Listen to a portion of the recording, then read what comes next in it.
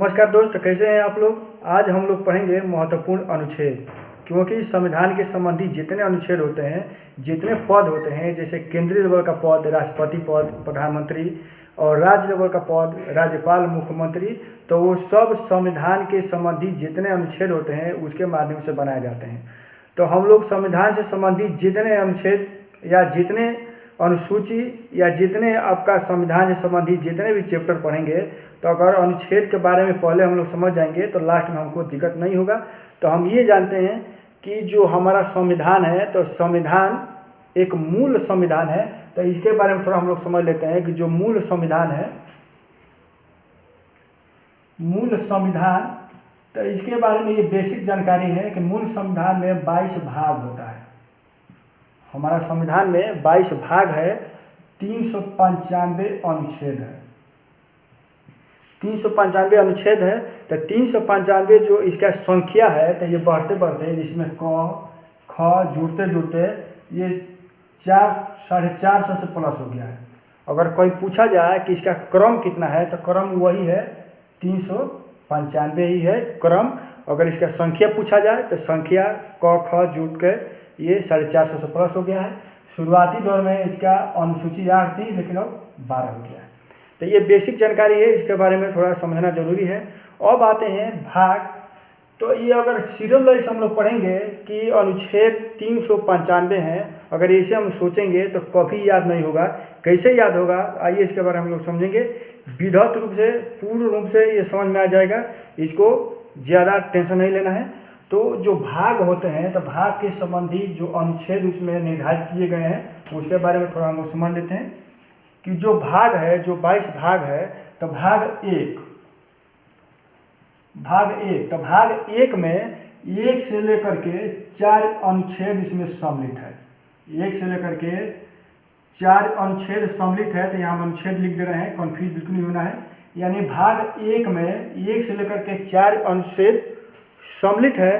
तो अनुच्छेद एक क्या कहता है, इसके बारे में थोड़ा समझ लेते हैं कि अनुच्छेद एक कहता है कि भारत राज्यों का संघ है, राज्यों का संघ है। तो यहाँ कन्फ्यूज होता है, कंपटीशन में बहुत सारे एग्जाम में पूछता है कि भारत राज्यों में सम्मिलित है या संघ है या नहीं है। तो ये क्वेश्चन होगा कि भारत राज्यों का संघ है, ये अनुच्छेद एक कहता है। अनुच्छेद 2 और 3 क्या कहता है कि राज्यों का निर्माण, राज्यों का निर्माण। तो अब आप कंफ्यूज होंगे कि अनुच्छेद 2 और 3 ये क्यों कहता है कि राज्यों का निर्माण। तो यहाँ थोड़ा समझ लेते हैं कि जो क्षेत्र या कोई राज्य यानी इंडिया से बाहर किसी दूसरे देश में है और उसको अगर इंडिया में सम्मिलित किया जाना है या उसको राज्य बनाया जाएगा, तो वो अनुच्छेद 2 के तहत, याद रखें, अनुच्छेद 2 के तहत उसको राज्य या भारत में सम्मिलित किया जा सकता है, अनुच्छेद 2 के तहत। यही अनुच्छेद 3 क्या कहता है कि कोई अगर भारत का राज्य है, एक राज्य से अगर 2 राज्य बनाना है, तो अनुच्छेद 2 के तहत बनाया जा सकता है। एक राज्य से 2 राज्य, ये अनुच्छेद 2 कहता है। यह कंफ्यूज बिल्कुल नहीं होना है। अब अनुच्छेद 4 क्या कहता है कि अगर एक राज्य से 2 राज्य बनाना है किसी भारत के राज्य को, तो ये शक्ति सिर्फ जो है संसद के पास होगी, संसद के पास है। अनुच्छेद ये 4 कहता है। तो ये भाग 1 समाप्त हो गया कि भाग 1 में अनुच्छेद 4 सम्मिलित है। अब आते हैं भाग 2। तो भाग 2 में 5 से लेकर के 11 अनुच्छेद सम्मिलित है। भाग 2 में 5 से लेकर के 11 अनुच्छेद सम्मिलित है। तो ये क्या कहता है, ये नागरिकता का वर्णन किया गया है 5 से लेकर के 11 अनुच्छेद में। तो जब हम लोग नागरिकता का चैप्टर पढ़ेंगे, तो नागरिकता में आपका 5, 6, 7, 8, 9, 10, 11 यानी इतने अनुच्छेद को एकदम विधिवत रूप से हम लोग समझेंगे, नागरिकता चैप्टर पढ़ेंगे तो अब क्या है कि अब आते हैं भाग 3। तो भाग 3 में कितने अनुच्छेद सम्मिलित है, इसके बारे में समझ लेते हैं कि 12 से लेकर के 35 अनुच्छेद सम्मिलित है। यानी 12 से लेकर के 35 तक अनुच्छेद सम्मिलित है भाग 3 में। अब क्या है कि भाग 3 में ये क्या कहता है, ये 12 से लेकर के जो 35 अनुच्छेद है, तो अनुच्छेद में ये कहता है मौलिक अधिकार। मौलिक अधिकार यहाँ बिल्कुल कंफ्यूज नहीं होना है, यानी 12 से लेकर के जो 35 तक अनुच्छेद हैं तो उसमें मौलिक अधिकार का वर्णन किया गया है। तो जब मौलिक अधिकार हम लोग चैप्टर पढ़ेंगे तो एक एक अनुच्छेद के बारे में पूर्ण रूप से हम लोग समझेंगे। अब आता है भाग 4। भाग 4, तो भाग 4 में 36 से लेकर के 51 तक अनुच्छेद सम्मिलित है। 35 से लेकर के 51 तक अनुच्छेद सम्मिलित है। तो इसमें ये कहता है कि राज्य के नीति निर्देशक तत्व का वर्णन किया गया है। किसमें, यानी 36 से लेकर के जो 51 अनुच्छेद है, तो इसमें राज्य के नीतिक निर्देशक तत्व के बारे में बताया गया है। तो जब हम नीति निर्देशक तत्व के बारे में समझेंगे तो एक एक अनुच्छेद के बारे में हम लोग समझेंगे। तो ये 36 से लेकर के 51 तक सम्मिलित है, यानी भाग 4 में। अब एक बात और यहाँ समझना है कि 51A अब आ जाता है, क्योंकि 51 सिर्फ यहाँ भी है कि 36 से लेकर 51 तक जो है कि राज्य के नीतिक निर्देशक तत्व के बारे में बताया गया है। लेकिन यही अब 51 जो है कि A, अगर हिंदी में पूछा जाए तो 51 क, अगर इंग्लिश में पूछा जाए तो 51A। तो इसमें ये क्या हुआ कि जब 1976 में जब 42वें संशोधन हुआ, तो 42वें संशोधन में मौलिक कर्तव्य को शामिल किया गया। मौलिक कर्तव्य को शामिल किया गया, तो उसमें आपका अनुच्छेद 51A बना दिया गया। तो 51A को भी भाग 4 में सम्मिलित कर दिया गया। भाग 4 में, यही भाग 4 में सम्मिलित कर दिया गया। तो यहाँ तक ये बेसिक जानकारी है, यहाँ तक पूर्ण रूप से हमको समझना चाहिए, यहाँ बिल्कुल दिक्कत नहीं होना चाहिए। अब आते हैं जो भारत का सबसे सर्वश्रेष्ठ जो पद है राष्ट्रपति पद, तो उसके बारे में हम लोग समझेंगे ताकि कंफ्यूज ना हो। तो राष्ट्रपति महोदय के बारे में थोड़ा हम लोग समझ लेते हैं। हम लोग जानते हैं कि राष्ट्रपति भारत का सबसे बड़ा पद होता है। सबसे बड़ा जो है कि राष्ट्रपति होते हैं, तो ये कितने अनुच्छेद के तहत बनाए जाते हैं। अब आते हैं अनुच्छेद 52। अनुच्छेद 52, तो अनुच्छेद 52 ये कहता है कि भारत में एक राष्ट्रपति पद होना जरूरी है। तो राष्ट्रपति पद का वर्णन किया गया है अनुच्छेद 52। अब आता है अनुच्छेद 53। तो 53 ये कहता है कि जो राष्ट्रपति होंगे उनके पास कुछ शक्ति होगा और कुछ अधिकार भी होगा। तो अनुच्छेद जो 53 है, ये शक्ति और अधिकार का वर्णन किया गया है। किसमें, राष्ट्रपति का शक्ति और अधिकार का जो है कि प्रावधान है वो अनुच्छेद आपका 53 में है। अब आते हैं अनुच्छेद 54। अनुच्छेद 54, तो अनुच्छेद 54 ये कहता है कि राष्ट्रपति का भी निर्वाचन होना चाहिए। राष्ट्रपति जी का भी निर्वाचन होना चाहिए। तो जब निर्वाचन होना चाहिए तो इनको भी हटाया भी जा सकता है। तो वो कौन सा अनुच्छेद में है, अनुच्छेद 61। अनुच्छेद 61 ये कहता है, यानी जो है कि 61 कि राष्ट्रपति का महाभियोग। तो महाभियोग का मतलब ये होता है कि राष्ट्रपति को भी हटाया जा सकता है, वो अनुच्छेद 61 के तहत। अब आते हैं अनुच्छेद 72। तो अनुच्छेद 72 ये कहता है कि राष्ट्रपति के पास एक ऐसा शक्ति है जिसका नाम है क्षमादान। किसी व्यक्ति को अगर सुप्रीम कोर्ट ने उसको अगर फांसी का सजा दे दिया है तो इसको क्षमादान करने की जो शक्ति है वो राष्ट्रपति के पास, वो अनुच्छेद 72 के तहत उसको क्षमादान कर सकते हैं।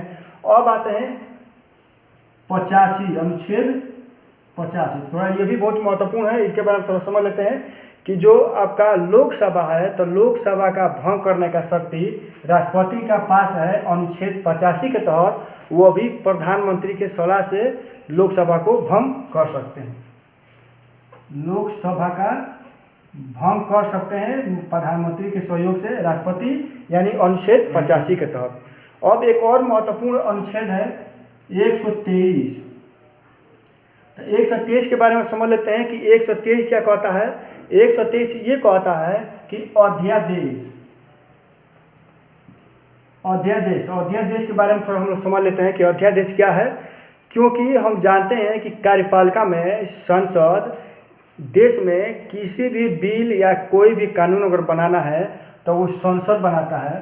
तो संसद में दो होते हैं, एक होता है राज्यसभा और एक होता है लोकसभा।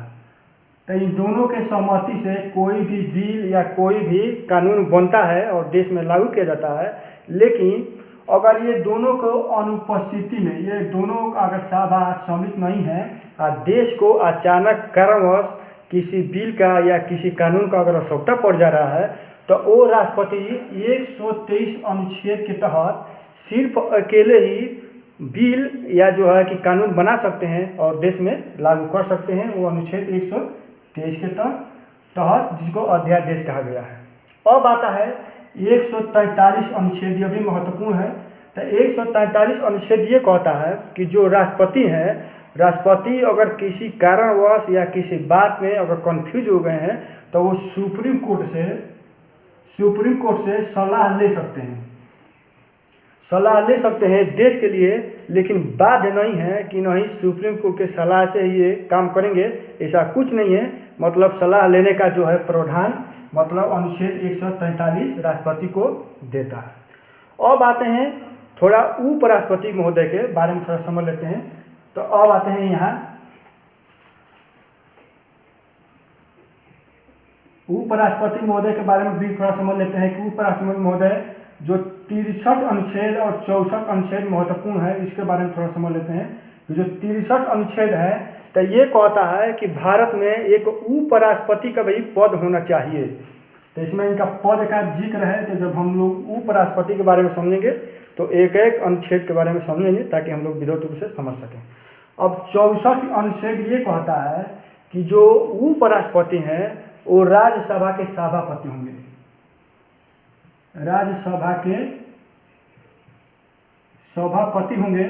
तो एक बात और यहाँ समझ लेते हैं कि हम लोग ये जानते हैं, बहुत सारे लोग ये जानते हैं कि जो उपराष्ट्रपति हैं इनको वेतन जो है कि उपराष्ट्रपति के पद का मिलता है, ऐसा कुछ नहीं है। उपराष्ट्रपति का वेतन उपराष्ट्रपति पद का नहीं मिलता है, प्लस उनको राज्यसभा के सभापति होने के नाते उनको वेतन मिलता है। तो ये अनुच्छेद 64 कहता है कि राज्यसभा के सभापति उपराष्ट्रपति होंगे। तो ये जो है कि उपराष्ट्रपति के बारे में हम समझ गए। अब आते हैं एक महत्वपूर्ण चैप्टर प्रधानमंत्री महोदय के बारे में थोड़ा हम लोग समझ लेते हैं।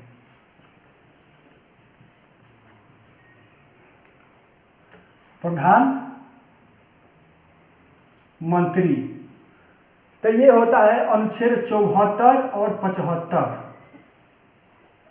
तो अनुच्छेद 74 ये कहता है कि देश में एक मंत्रिमंडल का गठन होना चाहिए। मंत्रिमंडल का गठन होना चाहिए। तो थोड़ा इसके बारे में समझ लेते हैं। तो ये मंत्रिमंडल का गठन यानी अनुच्छेद 74 कहता है, लेकिन 75 क्या कहता है कि वो सब जो मंत्री हैं तो उन सब मंत्री में एक बड़ा पद होना चाहिए जो प्रधान होना चाहिए। तो एक प्रधानमंत्री होना चाहिए, खास कर याद रखें। तो 75 में प्रधानमंत्री का जिक्र अनुच्छेद करता है, यानी अनुच्छेद जो 75 है वो 75 के माध्यम से प्रधानमंत्री का नियुक्ति किया जाता है।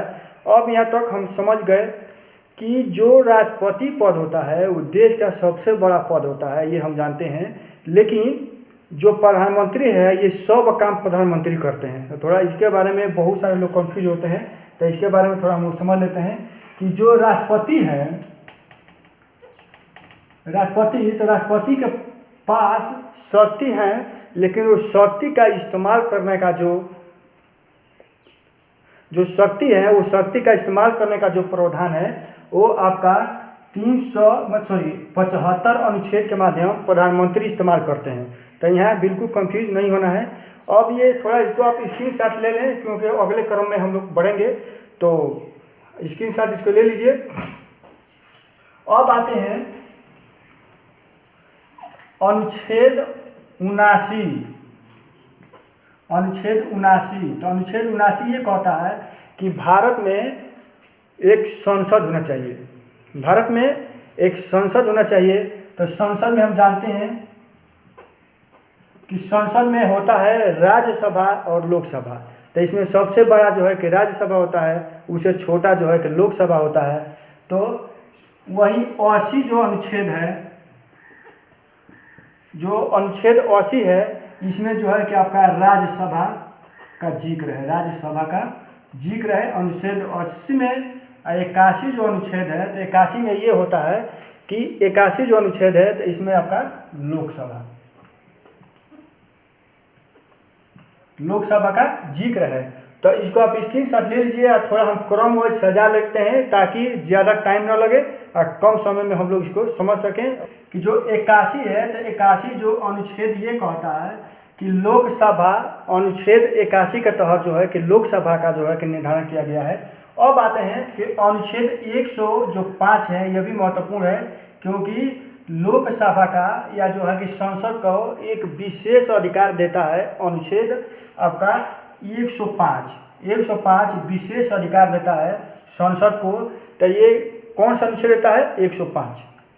अब आता है 108। तो 108 अनुच्छेद ये कहता है कि संसद का एक जो है कि संयुक्त अधिवेशन होना चाहिए, जिसमें किसी भी बिल या किसी भी कानून का जो हम पारित करते हैं या बनाता है, तो वही जो है कि संसद जो है कि 108 के माध्यम से, जो 108 अनुच्छेद के माध्यम से संयुक्त जो है कि अधिवेशन किया जाना चाहिए। अब आते हैं 112। तो 112 जो है कि बजट का वर्णन किया जाता है। अनुच्छेद 112 ये कहता है कि जो साल का जो बजट है वो वार्षिक बजट पेश किया जाना चाहिए, अनुच्छेद 112 के तहत। अब आता है 116। तो 116 जो है कि लेखानुदान। तो लेखानुदान के बारे में ये हम लोग समझ लेते हैं कि जो बजट में नहीं है उसको अलग से अगर उसको बजट बनाया जाए तो उसी को लेखानुदान कहते हैं। तो यहाँ बिल्कुल कंफ्यूज नहीं होना है। अब आते हैं थोड़ा सर्वोच्च न्यायालय के बारे में समझ लेते हैं। तो जब हम सर्वोच्च न्यायालय चैप्टर में प्रवेश करेंगे तो एक एक अनुसूची के बारे में समझेंगे, तो दिक्कत नहीं होगी। तो आता है कि अनुच्छेद 124 कहता है कि सर्वोच्च न्यायालय का भी देश में गठन होना चाहिए। तो ये अनुच्छेद 124 के तहत सर्वोच्च न्यायालय का यानी सुप्रीम कोर्ट का भी गठन होना चाहिए। उसके पास जो है कि मूल अधिकार भी होना चाहिए, कुछ शक्तियाँ होनी चाहिए। वो अनुच्छेद 131 के तहत कुछ शक्ति, कुछ अधिकार होना चाहिए सुप्रीम कोर्ट के पास। अब आते हैं 137 अनुच्छेद हैं। तो ये भी बहुत महत्वपूर्ण है। तो इसके बारे में समझ लेते हैं कि 137 अनुच्छेद है। तो ये कहता है कि न्यायिक पूर्ण विलोकन। इसका मतलब ये होता है कि जब संसद, पहले ही हम समझ सकते हैं कि संसद में राज्यसभा और लोकसभा दोनों मिलकर के कोई अगर कानून बनाता है तो कानून का जो है कि विलोकन मतलब आपका सुप्रीम कोर्ट करता है कि ये संविधान के तहत ये बिल है या कानून है, तभी वो लागू करेगा, नहीं तो इसको विलोकन कर जो है कि समाप्त करने का अधिकार सुप्रीम कोर्ट के पास है, अनुच्छेद 137 के तहत। यहाँ बिल्कुल कंफ्यूज नहीं होना है क्योंकि हम जानते हैं कि संसद जो है कि कोई कानून बनाता है, लेकिन वो कानून कैसा है उसका पूरा जांच पड़ताल जो है कि सुप्रीम कोर्ट करता है। वो संविधान के तहत अगर है तो वो लागू करेगा, नहीं तो उसको विलोकन कर देगा। खासकर ये हम लोग का चैप्टर रहा। अगर द्वितीय वीडियो में हम लोग और जो अनुच्छेद है उसके बारे में समझेंगे। अगर वीडियो अगर अच्छा लगे तो इसको आप लाइक शेयर सब्सक्राइब करना ना भूलें। धन्यवाद। इसको आप